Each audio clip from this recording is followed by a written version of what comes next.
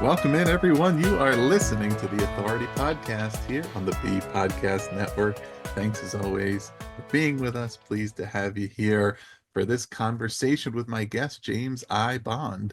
James is one of America's leading behavioral management specialists. For 13 years, he ran one of Southern California's leading behavioral management firms, working with a who's who of American business. Earlier in his career, he ran an advertising agency in Montreal. He's a past workshop chairman for the resource partner of the U.S. Small Business Administration. He's been a featured guest speaker at 2 Southern California universities, and his book is a 2023 Best Business Book finalist from Publishers Weekly. It's called Brain Glue. James, welcome to the show. Ross, thank you for having me. Love your podcast. Well, that's nice of you to say. We'll see. We'll make another episode here that people love. Let's start here. I think this is where the title of the book comes from, but you write about how selling becomes much easier by making your ideas sticky. And we're going to talk a lot about from the perspective of ideas in this conversation and how leaders can leverage your strategies for persuasion, for gaining buy-in around their ideas and moving people. Let's start with, what does it mean to make an idea sticky? Well, there are certain things that stick to the brain like glue. I'll give you a great example. Okay. Jack and Jill went up I bet everybody knows what the next word is. And yet the last time we heard it was 10, 20, for me, maybe 50, 60 years ago. Okay. Long time ago. And yet it sticks to the brain. I could be on my deathbed and somebody could say, "Hey, James, Jack and Jill went up the hill to fetch a pail of water." I remember it. There are certain things that we remember. I mean, I'll talk about politics. I'm not being political, okay, because it works on both sides. But Biden's Build Back Better, buh, buh, buh. It uses alliteration, repetition of sound. Trump's Make America Great Again, good, which he got from Reagan. But I mean, we understand that when you start to understand that certain things stick to the brain like glue. Coca-Cola, Best Buy, PayPal, TikTok. TikTok, if they call it the Chinese social media platform, you think it would be as successful as TikTok? I have one of my daughters who's younger, and I said, "It's Chinese social media platform." He said, "No, it's not." And she did research and went, "Oh yeah, you're right, Dad." But I mean, so when what we want to understand is when we communicate to people, and particularly if we're a leader and we're trying to communicate important concepts to people, if we can use certain of the tools that are triggered in the brain, it makes it easier for people to remember and then to understand and to relate to it. Yeah, and then it's an important concept. Everybody has been exposed to it in some way, even if they haven't used them as much. It certainly has been used on them, right? But I think there's an element of starting with wanting to connect your ideas with others, which means wanting to understand what would connect, what are people interested in, what are they looking for, right? And then one can start to absorb some of these strategies for making that happen. But starting with thinking about the audience, who are they? What types of things would connect? I mean, what's the mindset for getting started with getting better at persuasion, getting better at selling ideas? Well, we want to understand what people understand. I'll give you an example. And again, I'm not getting into politics, but they talk about $1 billion. Wow, there's $1 billion, without realizing how much is $1 billion? It's 1,000 times $1 million. Oh, it is really? Like $1 trillion is 1,000,000 times $1 million. People don't understand. We can take 1 million Americans and turn them into millionaires. That's how much $1 trillion is. Whoa, it's really that much?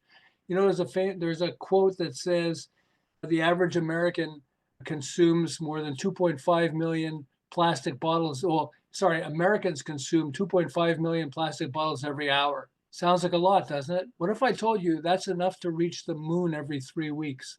Would that affect you more? And what happens is we say things all the time and assume that people understand. They don't necessarily understand. And we need to put it into perspective so people understand. When we can do that, it's like I work with Warren Buffett's team.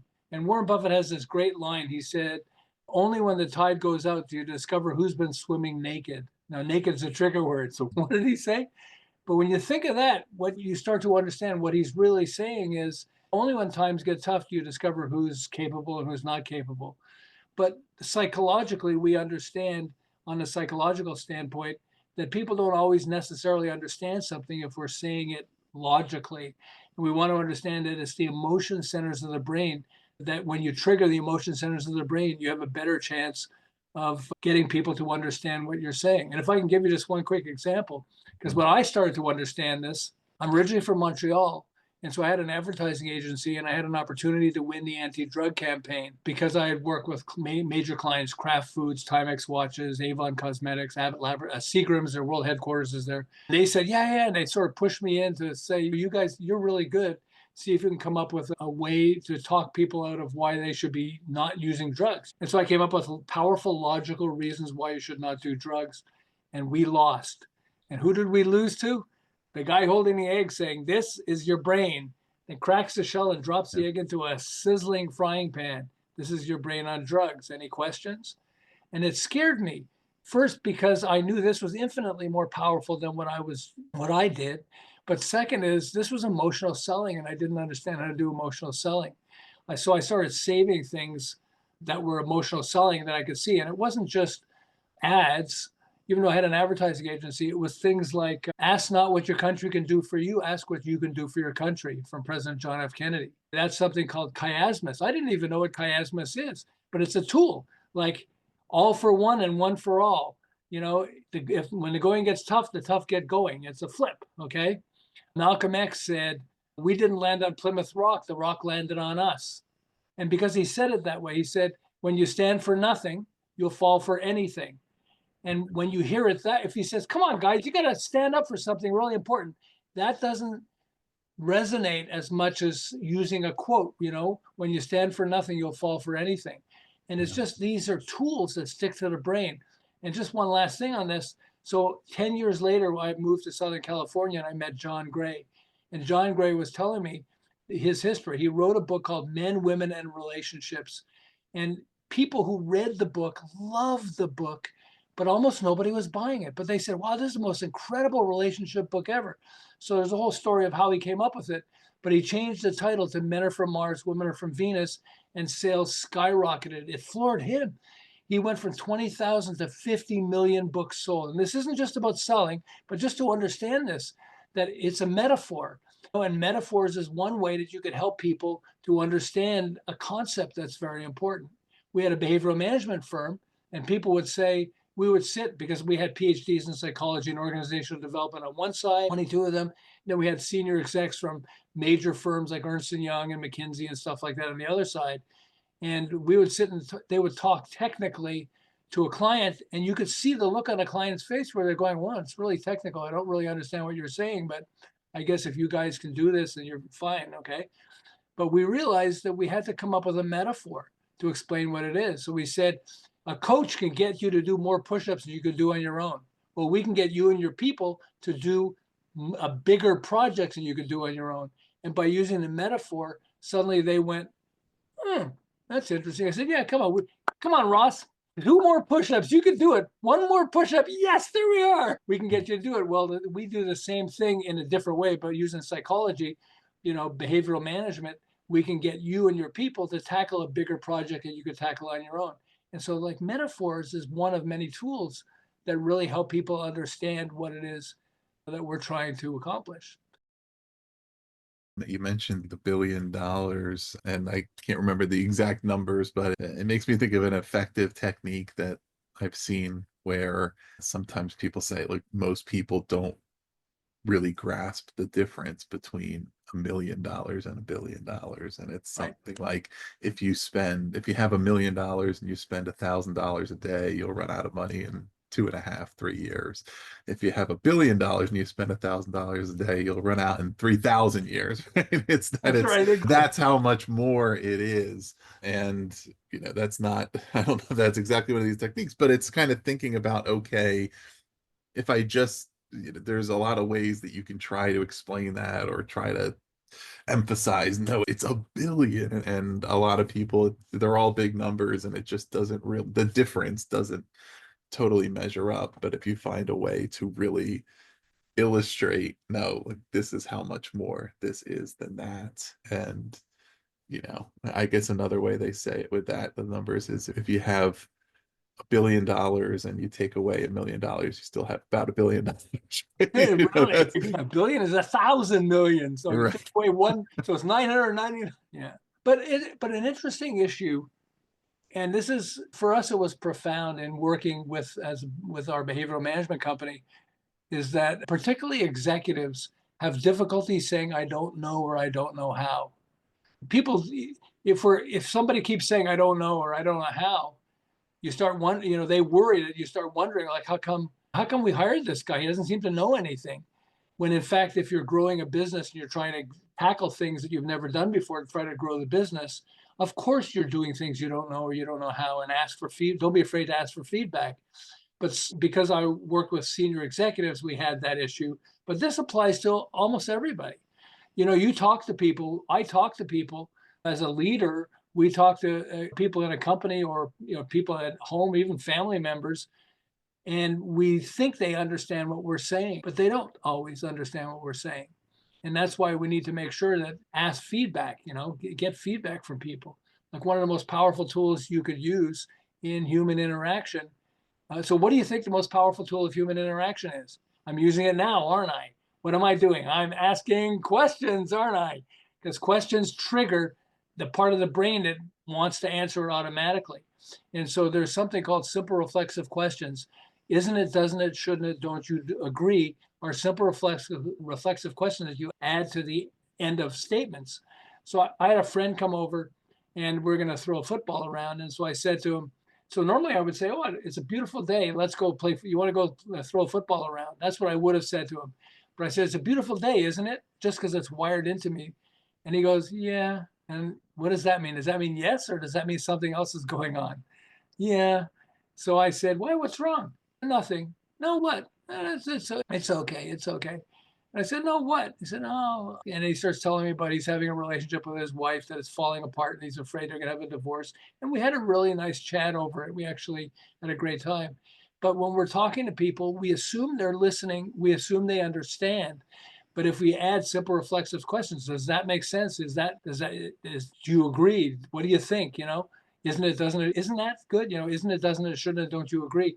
When you add those, it's amazing how you suddenly become much more aware of people, whether they're understanding what we're saying or not. Does that make sense? Yeah, it does. How do you, well, and we'll talk more about, well, you mentioned a lot of them already. We'll talk about some of these techniques, but I'm wondering, how do we use the techniques to simplify, right? To make ideas memorable, to connect while maintaining the integrity of the ideas, not diluting it, or right, not taking out the deep meaning of an idea that might have complexity.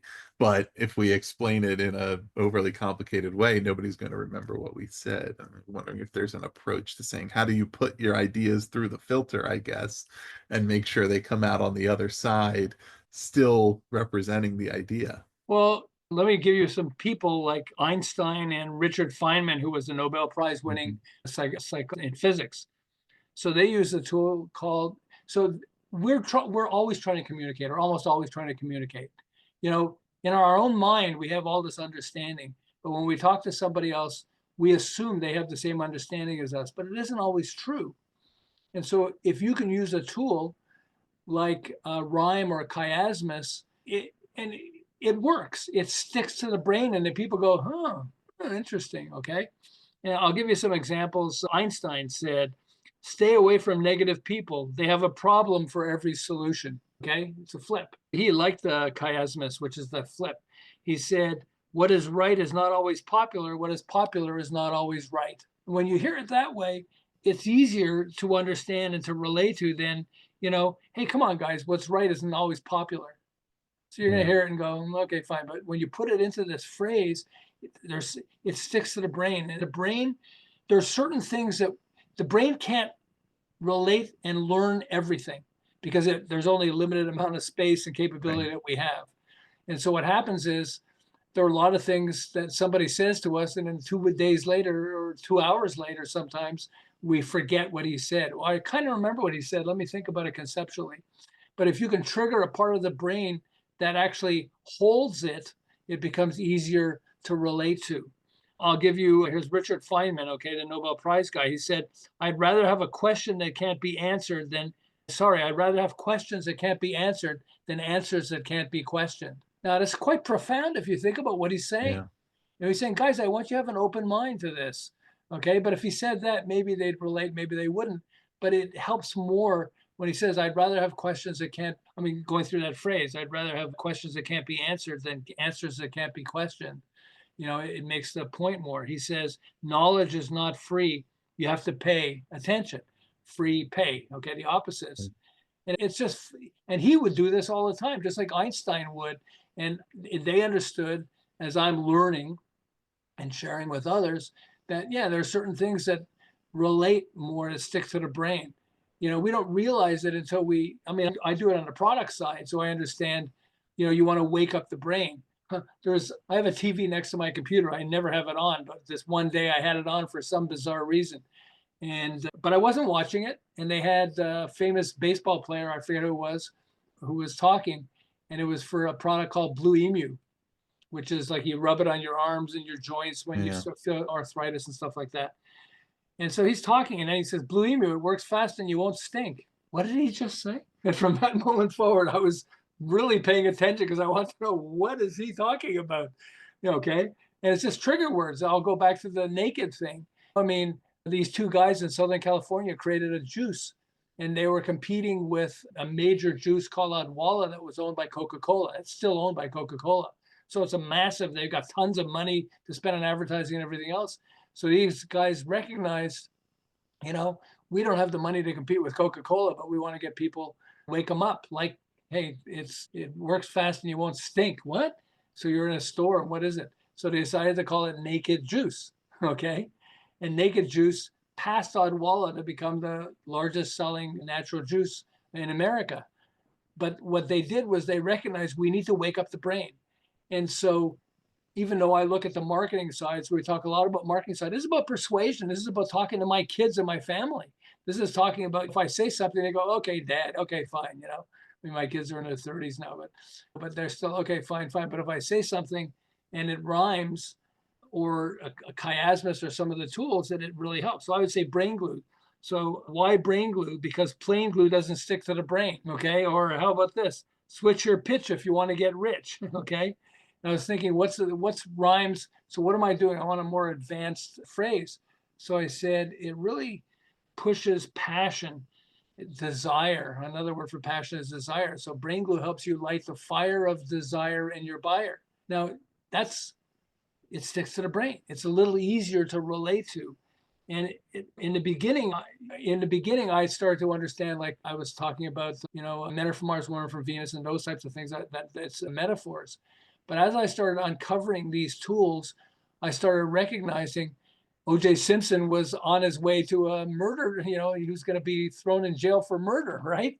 And then Johnny Cochran, his attorney, it's actually Johnny Cochran's friend that gave him the tool. He said, if the glove doesn't fit, you have to acquit. Okay. And of course, OJ was having trouble putting on the glove. And that must have been the murderer's glove. And there were two of the jurors after the trial, and they were asked, with all that evidence, and there was a lot of evidence against OJ, how do you find him not guilty? And one of them said, as the other one nodded her head in agreement, she said, well, we knew if the glove don't fit, you must acquit. The glove didn't fit. We had to acquit. Okay. It sticks to the brain. And so, yeah, it's fascinating for me seeing, I'll take a senior exec and we're saying we're trying to sell something or explain something to our people. Well, let's even come up with a phrase that could say it, that would make it, more resonant. And they try it. It actually sometimes start laughing when we come up with something, but it works. Yeah. What's the power of humor in all of this? Okay. So there's oxytocin and cortisol. And if you get pissed off, if you get mad or scared, cortisol flows through your bloodstream and it stays there for up to 36 hours. And it really makes you resistant to all kinds of things. It stays with you. You have that feeling. And so then if somebody tries to sell you or present an idea and you're pissed off because, I don't know, your wife or your husband pissed you off yesterday, or a client, or who knows what it is, okay? You're going to be resistant. It looks like you're listening. No, go ahead. Tell me what you have. Okay. What do you want me to do? Okay. No, I don't think we want to do it. You become much more resistant. But oxytocin, if you can make somebody laugh, you trigger oxytocin, and oxytocin makes a person more resonant, more accepting. So let me give you an example. If I was doing a turnaround of boxing gloves of a martial arts equipment company, it was on the verge of going bankrupt, and so I worked with them for 6 months and turned them around. It was really great. But at the beginning, all the employees were terrified because they knew the company is in trouble. Okay, it was, I think, 38 employees, and the CEO, the owner, the founder was scared. He knew this was like, my company's falling apart and I don't know what I'm going to do. So I told him a joke. They said, James is here to help us grow the business. He does turnarounds, etc. And so the first thing I did was I told everybody a joke. A joke makes people much more receptive to what we're saying. Let me come back to this for a second. So I was talking to these three women and trying to explain something to them that we wanted them to do, and they were resistant to it. So I started with a joke, and they're quite religious. So I said, well, just before we start, can I share something with you? And they said, sure. And I said, so a little girl came up to mommy and said, Mommy, Daddy says we came from apes, but you say we came from Adam and Eve. Honey, Daddy's talking about his family. I'm talking about my family. So the three women started laughing like crazy, but they became much more receptive to what I said from that point forward. Well, so with the turnaround, I told the story of the serviceman is hiding in the service closet. And whenever people came up to the closet, near the closet, he'd open the door and scream, supplies, instead of surprise. Okay. 6 months later, 5 months later, and I remember this would happen quite a few times. I was looking inside the window of this woman and I could see how much stress she had. She was on the phone with, I guess, one of the clients or something, and she was really stressed. And then as soon as she hung up the phone, I said, well, can I come in? She said, oh, come on in. And as soon as I opened the door, she said, supplies. This was 5 months later. But because I was the supplies guy, I was the humor guy, because when she saw me, when the people would see me, it triggered oxytocin, because I would I'm a terrible joke teller, but I would come up with jokes and share with them that we want to share jokes too. But one of the things we find is when you use humor in a company, and you still want to be serious, there's lots of serious things you have to address for sure. When you use humor, it actually makes people more creative. And now I work with the R&D departments often with companies because they're trying to develop more products. You get them laughing instead of when they're really serious and looking and all that stuff, they tend to be less creative. It's amazing. It tracks as a technique to make it about them more than about yourself, and not, if you have ideas that you to be effective, you need people to be interested in those ideas and think about them and want to use them. But if your mentality is everybody should just automatically be interested in what I have to say because I'm so smart and I know everything and whatever, Good then luck with that. it's right. You can't really make that breakthrough, and you might still get your fee. You Right. came, you did what you were supposed to do. I told everybody all my great ideas, and now it's up to them if they're going to do them. And the same thing with any leader in an organization, right? Where they might look at themselves and say, well, I'm doing what I'm supposed to do. I show up every day, I work hard, I demonstrate leadership, etc. But if nobody is, in fact, willing to be led, then you're not actually leading. And so many of these techniques strike me as I have to find a way to make them interested. I have to figure out what is the thing that either just puts us on level ground, right? That conveys some humility, that just gets us enjoying each other through humor, that shows my interest in how people learn and how things connect with them. And sometimes that's about, I guess, taking it one idea at a time and not not trying to do the brain dump where it's like, okay, here's 10 different things and hope you can take notes quickly, but saying, let's get this one thing down first. And once we have that, maybe we'll go to the next one. But let's focus on each idea, give each of them its own attention. And I would say that's what these techniques would do, right? That it's like, can you remember one thing really well? And once you have that, can you remember the next thing really well?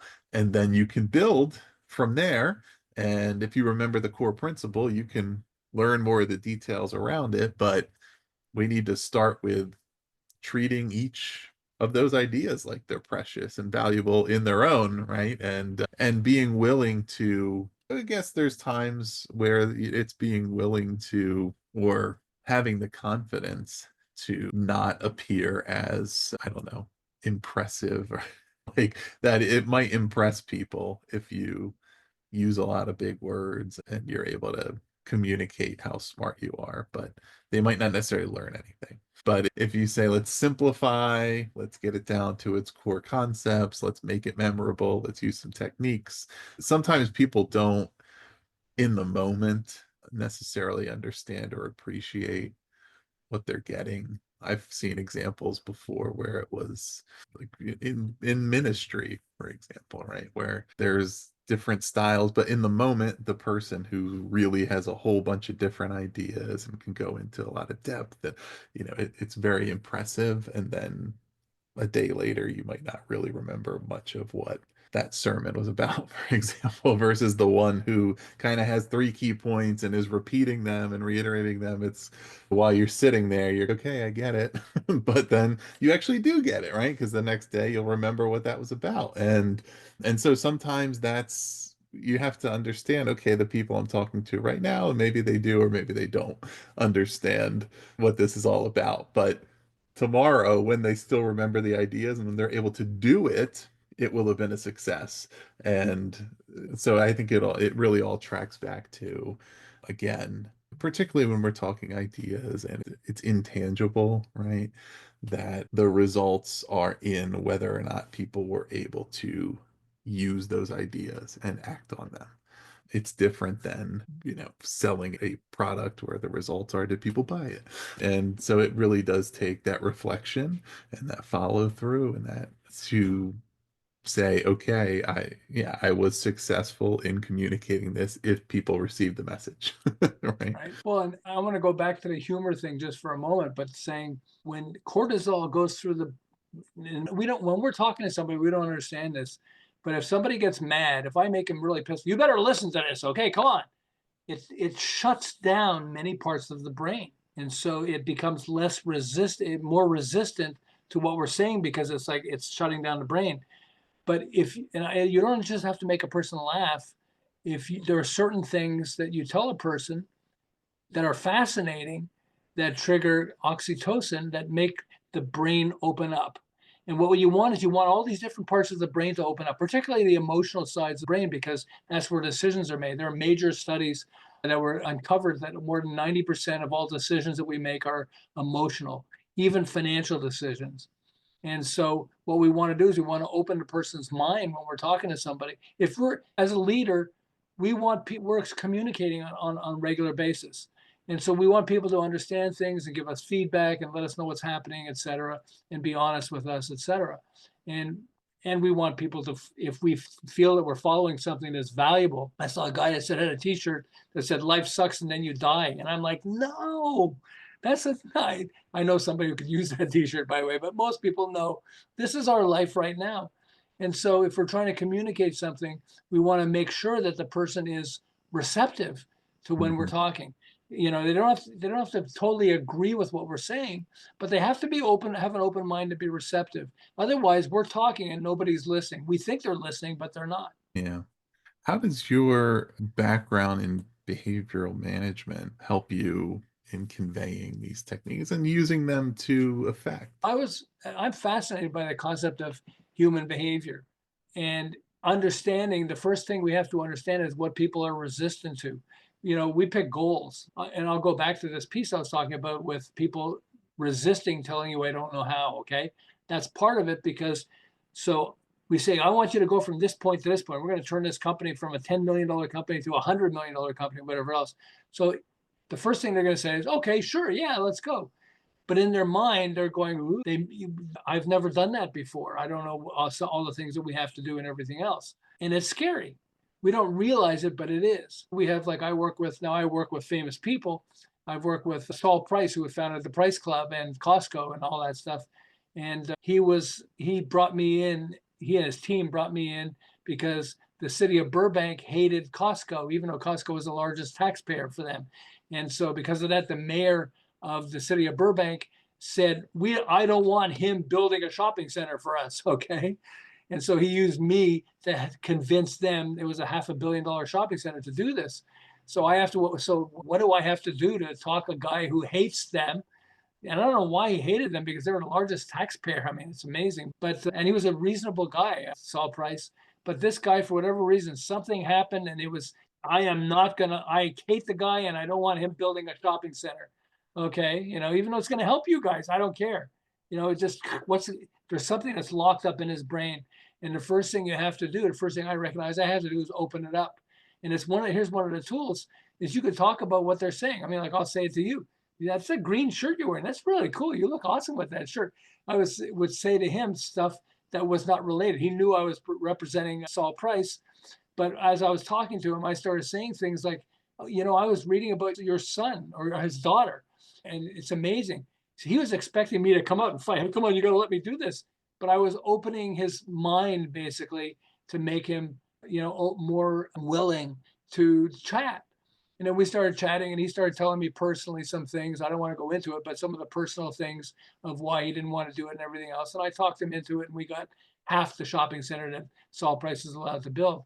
But yeah, it was just, we want to understand that when we're communicating to somebody, particularly if it's important, sometimes you talk about a goal. Here's our goal, guys. We want to do this. You still want to present it in such a way that people are accepting what you're saying and be willing to be honest as far as that's concerned. So they're Yeah. comfortable with you. Yeah. I have it with one of my daughters. I have a son and 3 daughters.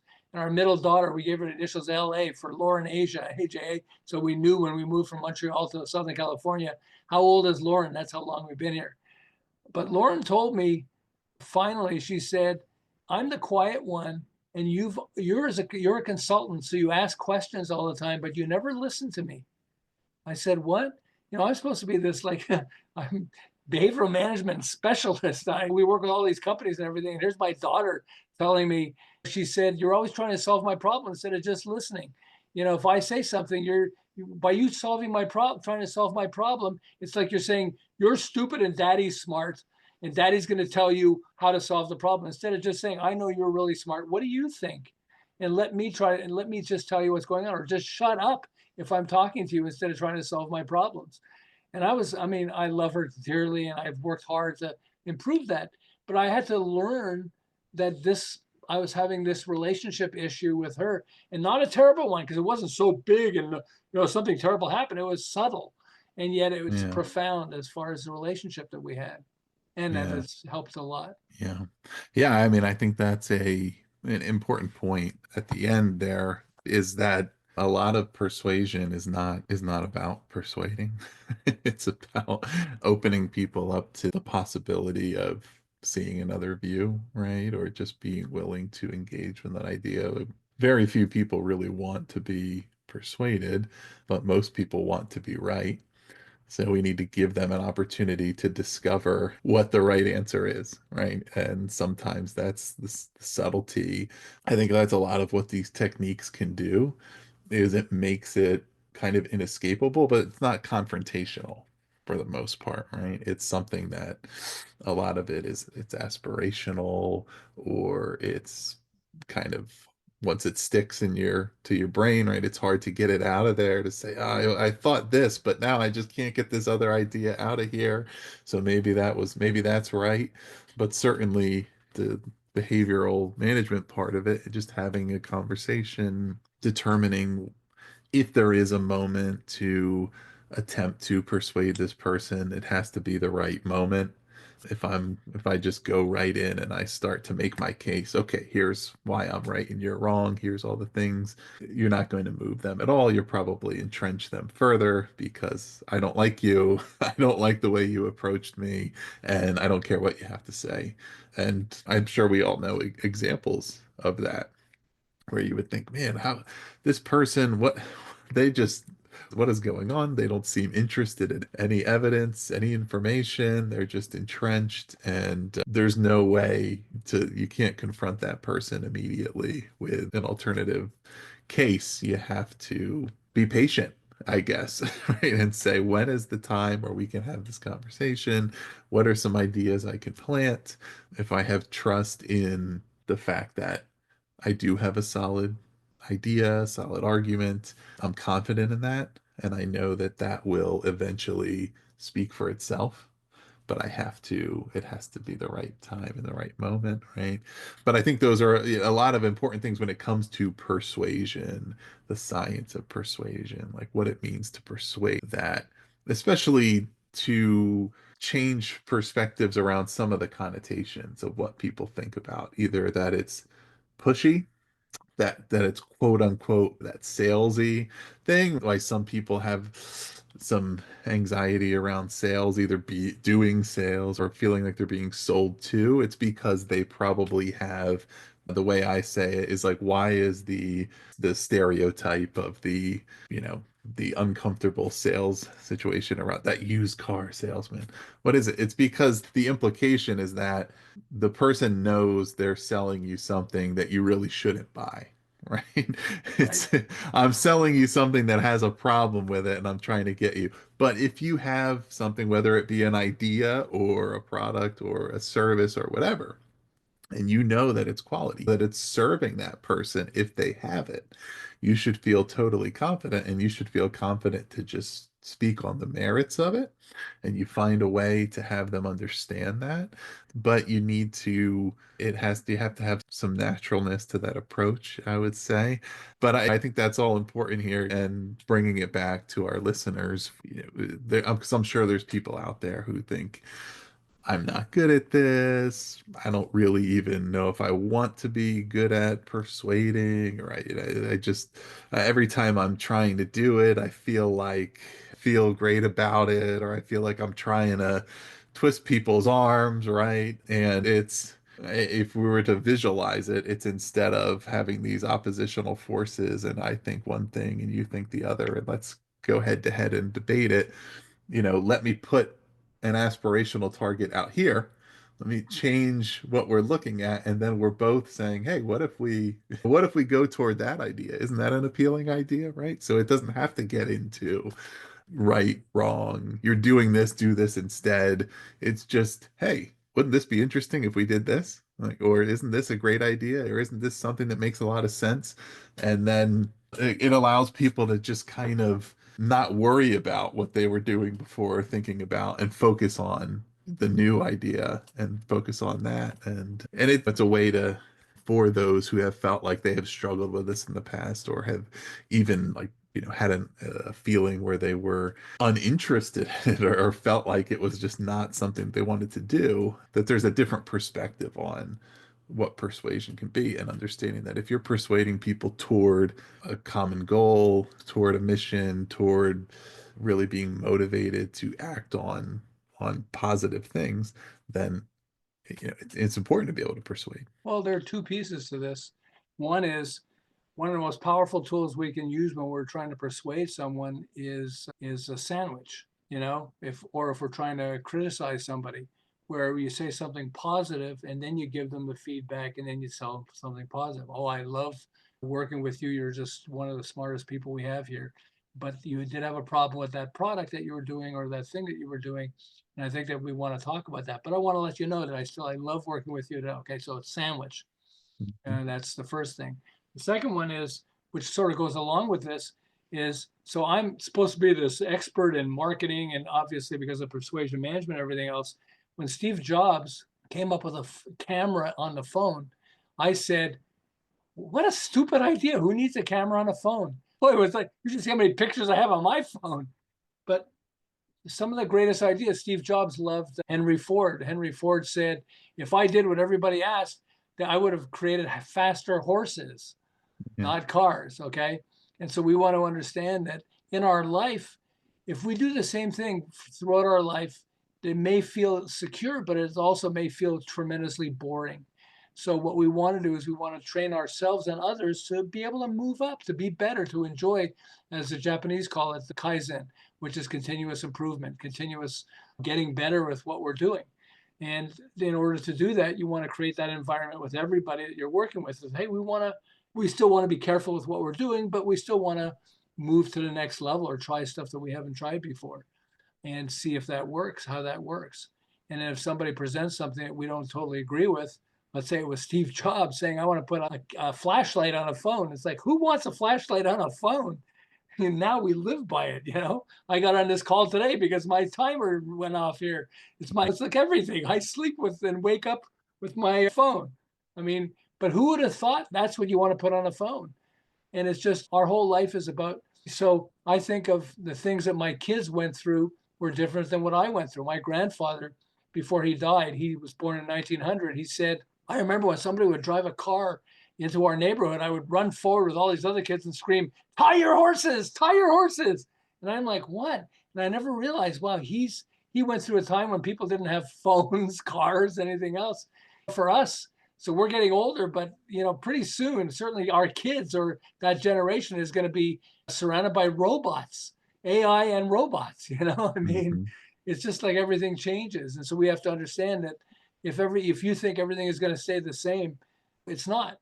And things are going to happen. I mean, things happen that change all kinds of things in our lives. Don't be scared of it, but also don't be resistant to it, totally resistant to it, because some of it can be really wonderful. And some of it you have no choice over. We're going to have robots. I don't know. Hopefully it'll be my life and I'll experience it, but we see Right. them. Some of the robots, you ever seen them? It's amazing. Some of the images of they dance and cook now. They have these psychologists. I heard this thing on NPR radio, and it was they were talking about a psychology organization, and they created an AI training program. And this guy who's the CEO of the company, he said, I came in on a Saturday, and one of the programmers was actually sitting down and asking the robot that he programmed, he was one of the programmers, he was asking it for help because his relationship with his wife is falling apart. I said, I was listening to him and I couldn't believe that this guy, he programmed it, and Yeah. yet he's asking it for help. Yeah. It's the world is changing. You think? James, it's been great talking to you here. And I think you've shared a lot of ideas that will be really helpful to listeners. If they're interested in learning more and certainly finding the book, we'll put the link below, or they can find that on Amazon, wherever they get their books. But where can they learn more about you? Well, it's certainly Brain Glue is available on Amazon. But if you go to yesbrainglue.com, we've got all kinds of content there that might be interesting. So yesbrainglue.com might be a fun place to start. Excellent. Well, we'll put the links below to the website, to where you can find the book. And so you can go there and find that, learn a little bit more, get some of these techniques. There's a whole bunch of them throughout the book, things that you can practice, experiment with, test, try out, especially if you're having ideas that you're having a hard time getting them to catch on. Try some of these techniques and try different ways to communicate them, and it can really make a lot of difference. So listeners, I hope you'll check that all out. I also hope that if you're not already, please do subscribe to The Authority for more author interviews coming your way every week, or you can visit bepodcast.network to learn about all of our shows. James, thanks again for being here. Oh, Ross, thank you so much for having me.